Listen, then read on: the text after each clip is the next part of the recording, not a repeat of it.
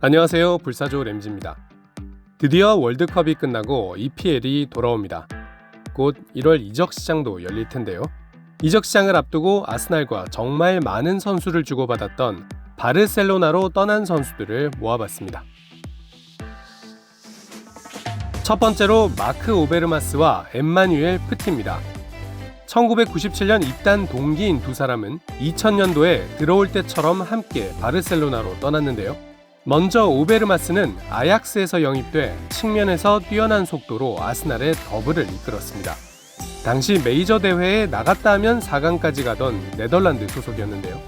바르셀로나는 이때 네덜란드 축구 영웅 크루이프가 팀을 이끌던 시절처럼 네덜란드 선수들을 사모았던 것 같습니다. 다만 아스날을 떠난 오베르마스의 전성기는 빠르게 끝나버렸고 별다른 활약 없이 선수 생활을 마치게 되죠. 비에이라의 파트너로 프리미어리그 최강의 중원 듀오를 결성했던 프티도 바르셀로나와의 궁합은 그리 좋지 못했습니다. 한 시즌 만에 EPL로 복귀했는데 이적한 팀이 다름 아닌 첼시였습니다. 나중에 보게 될 이 선수가 생각나는 커리어죠.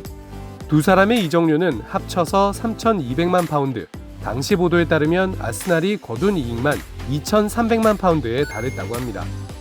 벵거 감독님도 곧바로 피레스와 로렌을 저렴한 가격에 영입하며 대체자를 마련했고 몇 년 뒤에는 FA컵 우승에다 무패 우승까지 달성했죠. 팀의 주축 선수들이 한 번에 이적했다는 점은 아쉽지만 높은 이적료에 대체자까지 잘 마련한 좋은 이적 사례로 남을 것 같습니다. 하지만 세상에는 대체자를 구할 수 없는 선수도 있는 법이죠.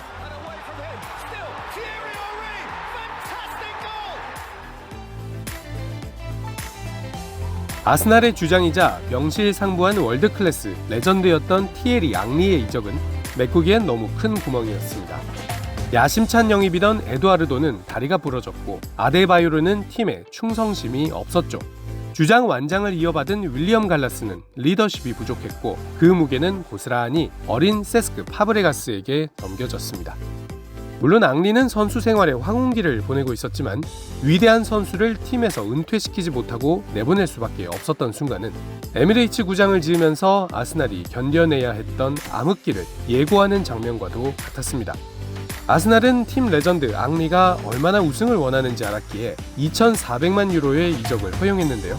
앙리는 결국 바르셀로나의 7관왕 시즌을 함께하며 꿈에 그리던 챔피언스리그 우승컵을 들게 됩니다. 앙리 이후 아스날에선 주장만 3명이 바르셀로나로 이적했는데요. 아스날이 처음이자 마지막으로 결승에 진출했던 2005-2006 챔피언스리그, 상대는 다름 아닌 바르셀로나였습니다. 이때 앙리가 바르셀로나를 누르고 우승컵을 들어올렸더라면 그 뒤로 두 팀의 역사는 어떻게 달라졌을까? 가끔 생각이 나는 장면입니다. 많은 분들이 기억 못하실 수는 있지만 저는 참 뼈아프게 생각하는 이적이 바로 이 선수의 이적인데요. 벨라루스의 하얀 늑대 알렉산드르 흘렙입니다. 측면에서 무서운 속도로 상대 수비수를 털어버리며 무중력 드리블러라는 별명까지 얻었던 흘렙은 바로 그 유명한 환상의 사중주란 말도 듣던 아름다운 미드필더였는데요. 2008년 갑자기 바르셀로나로 이적한 뒤에는 임대 생활만 전전하며 커리어가 꺾이고 말았습니다. 2019년 바테 소속으로 유로파리그에서 우나이 에메리 감독이 이끄는 아스날을 만난 흘렙은 오랜만에 친정팀을 상대로 승리를 거두기도 했죠. 흘렙은 아스날을 떠난 걸 후회하는 대표적인 선수 가운데 한 명인데요. 휴가 중에 에이전트의 설득에 따라 바르셀로나 이적을 덜컥 결정했는데 솔직히 그때 무슨 정신으로 그랬는지 모르겠다고 고백하기도 했습니다. 낚시를 하다가 네가 필요하다, 떠나지 마라는 벵거 감독님의 문자를 받고 울음을 터뜨리기까지 했다는군요. 그렇게 싫었으면 그냥 남아서 뛰었으면 좋았을 것을 흘렙의 이적은 팀으로서도 손해고 선수 개인으로서도 실패만 맛본 안 좋은 이적의 사례가 될 것 같습니다. 선수로서도 팀으로서도 손해였던 이적 그 두 번째 사례는 바로 아스날의 캡틴이었던 세스크 파브레가스의 이적입니다. 저번 월드컵 영상에서 다뤘던 것처럼 파브레가스 사가는 시작부터 꼬여 있었는데요. 바르셀로나에서 선수 생활을 시작한 파브레가스를 스페인과 영국의 노동법이 달라 프리미어 리그에서 1년 먼저 프로 계약이 가능하다는 점을 아스날이 파고든 계약이기 때문입니다. 문제는 이 계약이 불법도 아니고 파브레가스도 분명히 이적에 동의했는데도 바르셀로나는 마치 선수를 빼앗긴 피해자처럼 행세하며 파브레가스를 언젠가 돌려받을 선수처럼 대했다는 거죠. 끝없는 스페인 언론의 언플과 당대 최강이었던 스페인 국가대표팀 동료들의 압박은 대단한 수준이었습니다. 2010년 월드컵 우승 파티에서 엄연히 아스날의 주장인 세스크에게 바르셀로나 유니폼을 입혀버린 장면은 바르셀로나 선수들의 이기심과 오만함을 그대로 보여주는 장면이었습니다. 파브레가스는 바르셀로나가 아니면 이적하지 않겠다고 천명했고 자기 연봉까지 깎아 이적료에 보태는 방식으로 아스날의 협상력을 깎았습니다. 결국 20대 중반의 세계적인 선수치곤 너무 값싼 2,540만 파운드에 파브레가스 이적이 완료됐죠.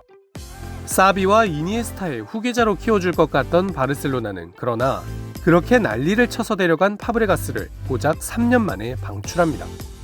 스페인에서 영원히 살 것 같던 세스크가 돌아온 팀은 다름 아닌 런던 라이벌 첼시였죠.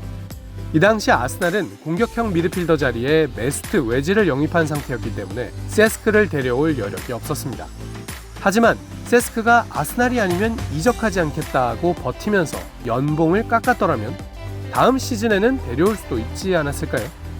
아스날의 영원한 캡틴, 레전드, 심장에서 바르셀로나의 천덕꾸러기가 되는 길을 선택한 세스크. 그 뒤에 내놓는 인터뷰를 봐도 세스크의 가슴에 가장 중요한 팀은 역시 바르셀로나지 아스날이 아니란 생각을 지울 수가 없습니다. 오늘 불사조 램지가 물어온 소식은 여기까지인데요. 바르셀로나로 떠난 선수 원체 많다 보니 다음 파트에 이어서 나머지 선수들을 정리해보도록 하겠습니다.